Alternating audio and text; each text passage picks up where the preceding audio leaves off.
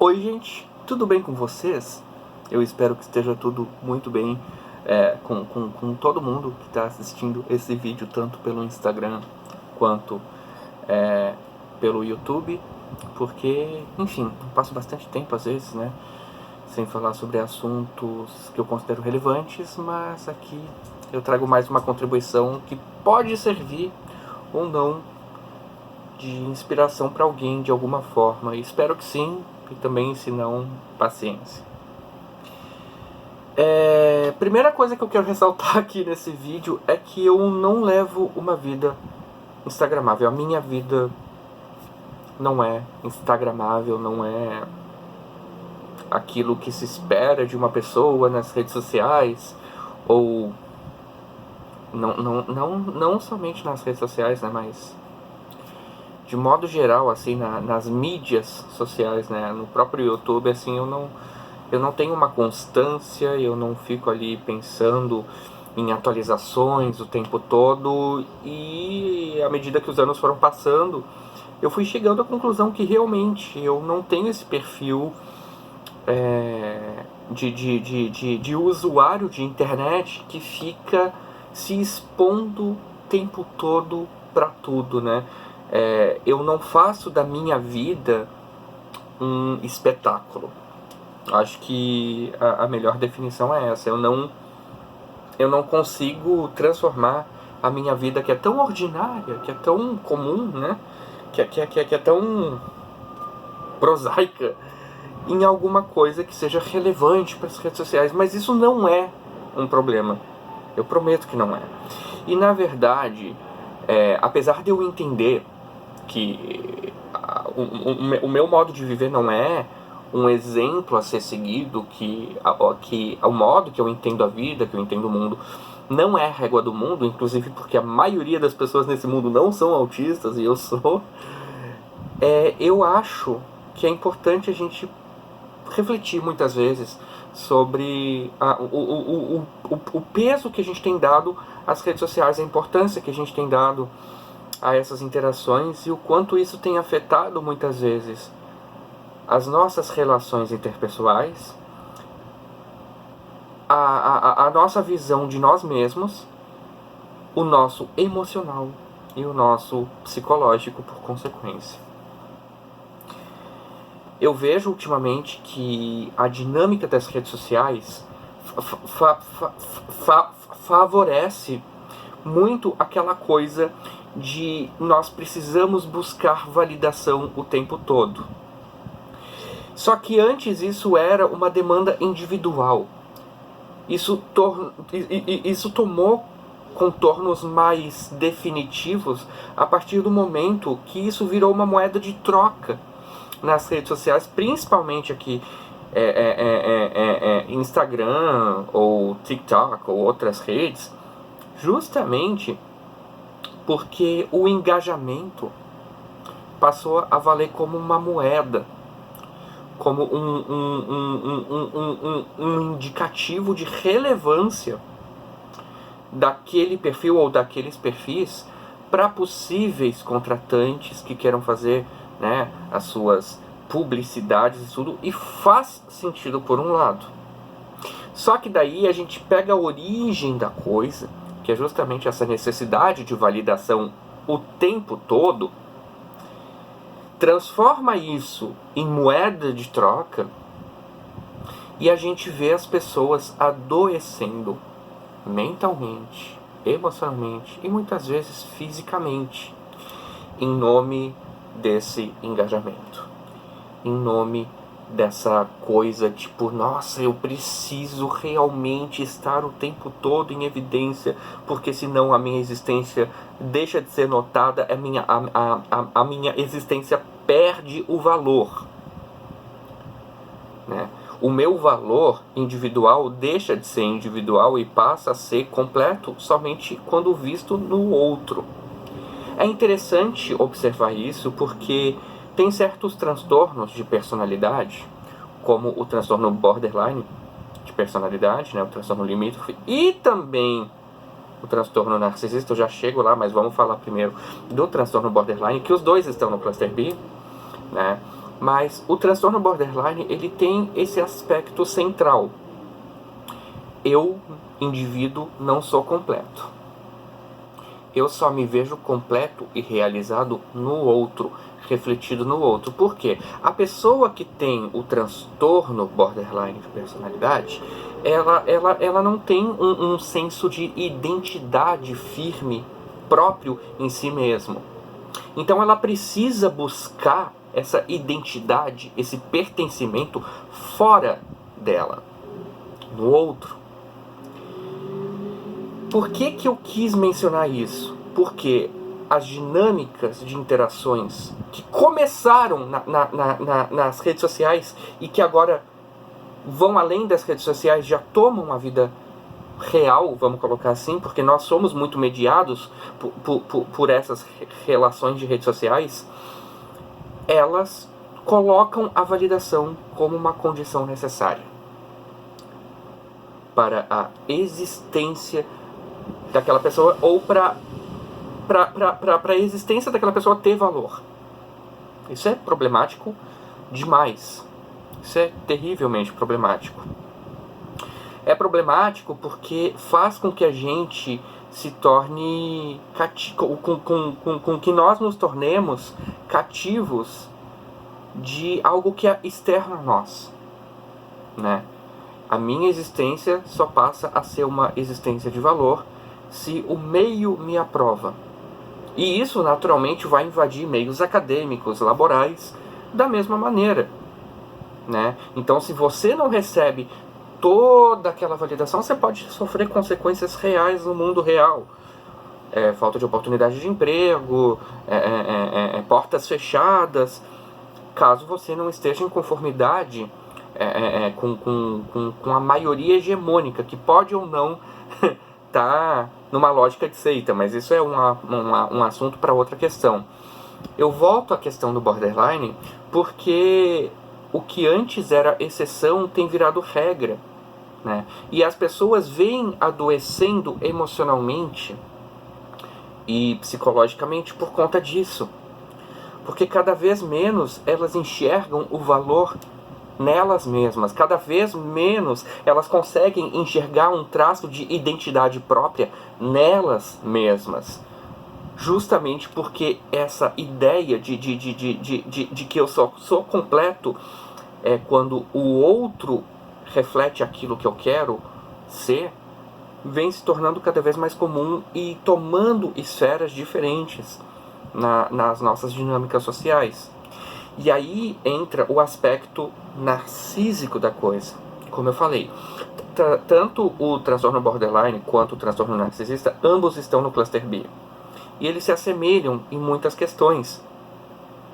A necessidade constante de validação, o medo de abandono, a insegurança muito grande, com a diferença que o borderline ele tem uma facilidade de demonstrar essa insegurança muito maior, né?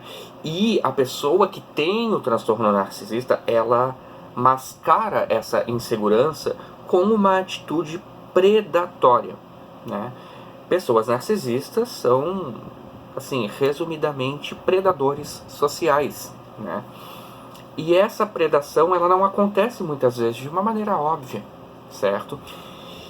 E no mundo que nós estamos hoje, na maneira que as redes sociais estão fomentando tudo isso, é como se pessoas com traços narcisistas ou o próprio transtorno fossem chanceladas por toda essa engrenagem e todo mundo batesse palma. É isso aí, tem que ser assim, certo?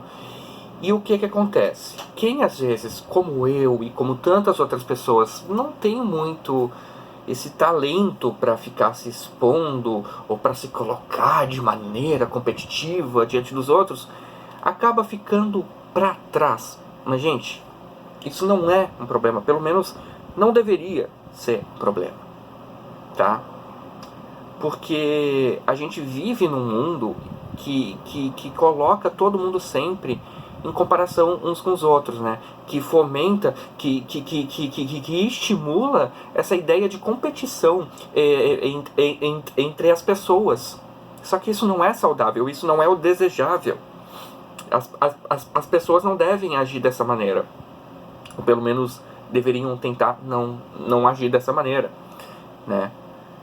Porque eu só vou ser bom quando eu for melhor que o fulaninho. Porque eu só vou ter o meu valor se eu esmagar o que eu considero concorrente, se eu acabar com aquele que eu considero ameaça. Isso é completamente doentio, certo? E a principal consequência disso é que cada vez mais nós nos deparamos com adultos infantilizados diante de todas as circunstâncias da vida, né? Pessoas que não sabem lidar com o contraditório, que não querem ser contrariadas, pessoas que queimam pontes, que acabam com relações de amizade, relações amorosas por qualquer mínima contrariedade, por não conseguirem lidar com o fato de que todas as relações são complexas e, por serem complexas, vão trazer esse aspecto do contraditório presente nelas. E nós seremos confrontados com as nossas sombras. Nós vamos, muitas vezes, precisar olhar para dentro de nós mesmos antes de olhar para fora, achando que o problema é sempre o outro. Porque tanto o transtorno borderline quanto o transtorno narcisista, e é por isso que eu mencionei ambos, eles terceirizam a responsabilidade, transformam em culpa e jogam isso no colo de qualquer um, menos o próprio indivíduo. O que nós devemos buscar fazer? Por isso que eu digo, às vezes, quanto menos exposto a gente é nas redes sociais, mais a gente tem a oportunidade de ficar atento ao que acontece dentro da gente, ao que é interessante a gente avaliar, modificar, repensar, reavaliar. Porque às vezes a gente procura o erro no outro. A gente acha que o problema está sempre no outro, porque é o outro que precisa mudar, eu nunca. Só que quando eu acho que o outro precisa mudar, eu quero que o mundo se adapte ao que eu quero que o mundo seja. E isso é uma visão equivocada da vida. Outra coisa é que na internet as pessoas não têm aprendido a se preservar. Esse excesso de exposição faz com que as pessoas tenham necessidade de cada vez mais expor aspectos completamente desnecessários de suas vidas, suas lutas individuais que devem ser guardadas e preservadas e não expostas. Então, as pessoas estão se preservando menos, estão mais vulneráveis e estão, muitas vezes, caindo em lógicas disfuncionais. Porque se todos nós formos largar de mão relacionamentos, amizades na primeira contrariedade, a gente não vai ser moldado no nosso caráter naquilo que a gente precisa ser moldado, naquilo que a gente precisa ser modificado e transformado. Para quem é cristão, isso fica mais fácil entender, mas enfim, isso é acessível para todo mundo de qualquer maneira. E o que me chama a atenção nisso tudo é que hoje em dia ficou também, e essa é a parte que eu finalizo o vídeo, que ficou muito naturalizado que as pessoas digam, não, eu não tenho que pegar a bronca do outro, eu não tenho que lutar a luta do outro, é só eu por mim mesmo, se eu não gostei da maneira que o fulaninho me tratou, o fulaninho é uma pessoa má, o fulaninho é uma pessoa narcisista, eu tenho que me afastar dessa pessoa. E aí as pessoas ficam cada vez mais melindradas, cada vez mais cheias de eu tenho direito, eu tenho que preservar a minha saúde mental. Só que muitas vezes essa ideia de preservação da saúde mental é só egoísmo. O que muitas vezes parece amor próprio é só egoísmo. É só egoísmo puro e simples. Porque às vezes as pessoas não conseguem lidar com os defeitos alheios, mínimos que sejam, nas primeiras dificuldades que aparecem. E por não saberem lidar com isso, eu não vou ficar, porque eu não quero sofrer. Então, quer dizer, é o império do eu. Para quem é cristão, acho que isso não faz muito sentido, né? Porque a gente coloca Deus em primeiro lugar e não o eu. No entanto,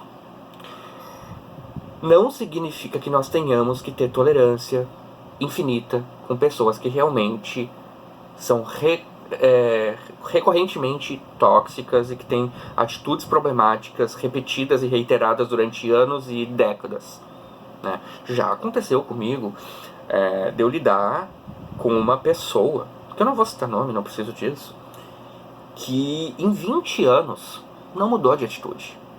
Não mudou em atitude, assim, não mudou de atitude em nada. Nadinha que vocês possam imaginar. E é sempre aquela coisa. Essas pessoas que ficam cristalizadas em atitudes, elas sempre vêm com palavras dizendo depois de algum tempo, né? Aí eu acho que existe até alguma lógica narcísica. Olha, fulaninho, me aceita de volta. Eu mudei. E são sempre palavras. Só que palavras não são ações. O que prova a transformação das pessoas são as atitudes, não as palavras.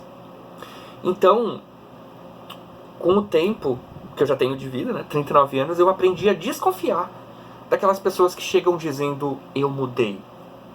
Porque quem mudou mesmo não precisa dizer ou provar isso em palavras. As atitudes falam por si próprias. Então, assim, por isso que é importante a gente entender. Defeitos todos nós temos. Todos teremos defeitos que podem agradar e desagradar muitas pessoas. E nós esperamos que as pessoas mais caras a nós tenham o mínimo de tolerância com esses defeitos, que também às vezes são difíceis, né, da gente refletir a respeito, e tudo bem, porque eu acho que a vida é um processo contínuo, a gente está aqui para se melhorar, mas a gente não consegue melhorar tudo de uma única vez, né? São processos e processos e processos que vão levando a gente a melhorar, né? E então a gente precisa ter essa ideia que, às vezes, tudo que uma pessoa com vários problemas precisa é de alguém que estenda a mão e ajude. Mas a pessoa que está cheia de problemas precisa aceitar ser ajudada e se ajudar. Caso contrário, a comunicação fica impossível. Para finalizar esse vídeo, que já está chegando a 18 minutos, reitero que eu não sou uma pessoa instagramável, não tenho perfil de redes sociais que fica ali, curta, compartilhe, e tá tudo bem. Provavelmente o meu alcance nunca vai ser grande e eu não me importo com isso. Porque eu acredito que quando a gente tem um propósito de vida, de trazer algum tipo de palavra edificante, por mínima que seja, é praticamente um chamado de missão na vida da gente, na minha vida, que eu digo assim, de levar isso adiante. Que atinja, que impacte ao menos a vida de uma pessoa. Pra mim já tá ótimo. Não é pelo engajamento, não é pelo reconhecimento, não é pelo aplauso, não é pela curtida, não é por nada disso. É um sinal muitas vezes de obediência ao que Deus colocou na minha vida e no meu coração para executar. Até a próxima, gente.